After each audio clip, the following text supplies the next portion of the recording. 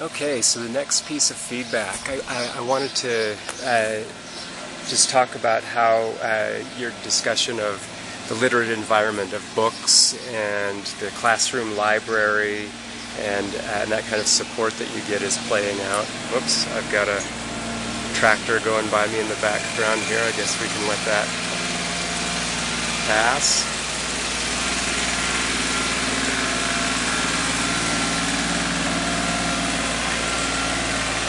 Okay, there we go.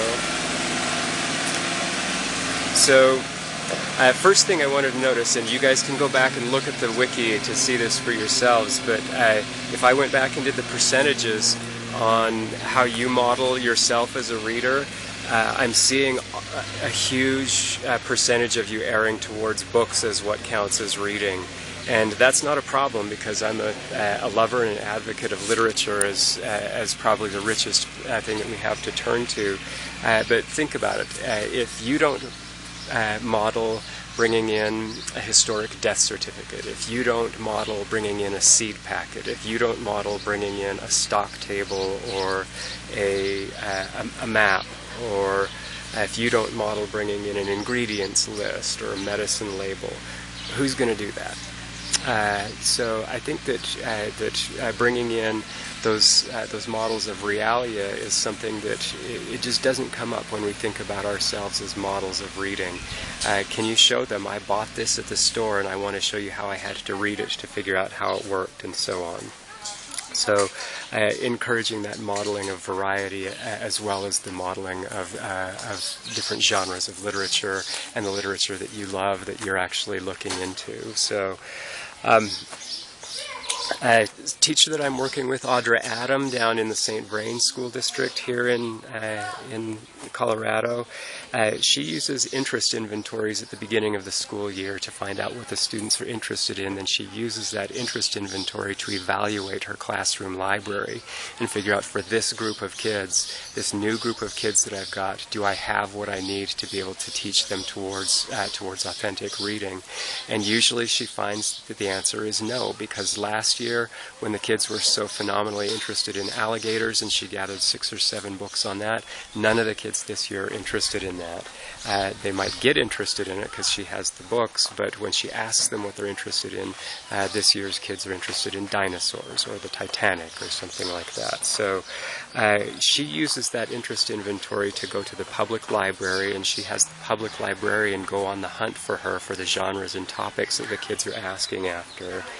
And she's doing that because, and this is unfortunate, her school librarian isn't ready to support her in that. That's not only a problem with her school librarian, but we're finding here in Colorado, because of the budget cuts of the past 4 or 5 years, that a lot of schools are putting part-time people, non-licensed teachers, into their library positions just to do the basic management, but with almost no library training. Those people can't support the curriculum the way they need to. So we see people turning to public librarians and using their own library card to get these books out. As far as modeling yourself as a reader, the question I have to ask you is that, you've said that this is the ideal for you. Do you take time for this as curriculum? Does it actually get into the schedule? Does it actually get planned? If you're writing anything down, even if it's only on sticky notes or schedule outlines or something like that, does it get on the plan? And if it's not, then I have to question whether or not it's really part of the curriculum, because if you were to talk to your principal about it, the principal would have to say, well, where was that on the schedule? And what did you do for it? And would your principal support you with professional development on that? I doubt it. You've got to get it in the record if you want to get support for it. Scholastic points for books is a great thing. I know I did that. I also encourage you to think about asking for donations of used books from parents, or to just put out at the beginning of the year a wish list of genres and titles so that parents might be able to just pull those things into the classroom. There's nothing wrong with suggesting that a gift for a student at birthday or Christmas is a gift that goes to the classroom where that kid could get to use it during the day. If kids get books as gifts, getting those gifts to show up and stay at school shouldn't be a problem. Okay, next item. Sorry about that. I had to turn my page.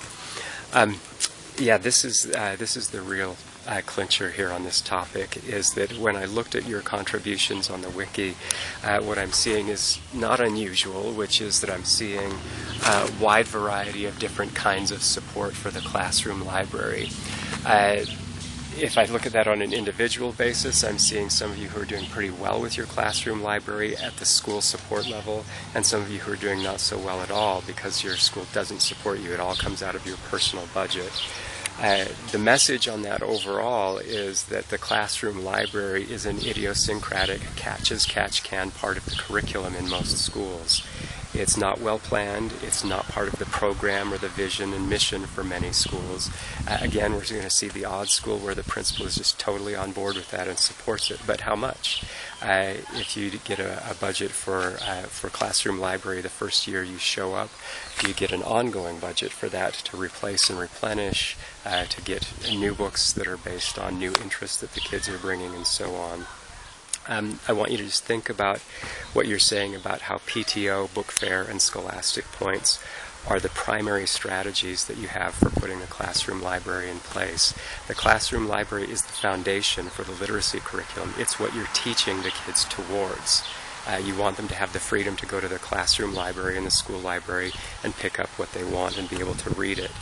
At the same time, if you're in a building where there's a core reading program, that core reading program for an entire school most likely costs $150,000 for most schools that have 350 to 450 students.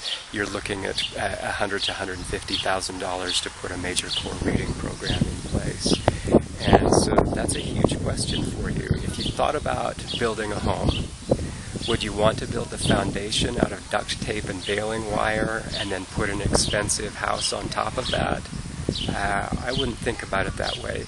You want to be teaching towards the foundation. The foundation should be the thing that gets the first priority on money, and then if there's money left over after that, we should be spending it on that core reading curriculum.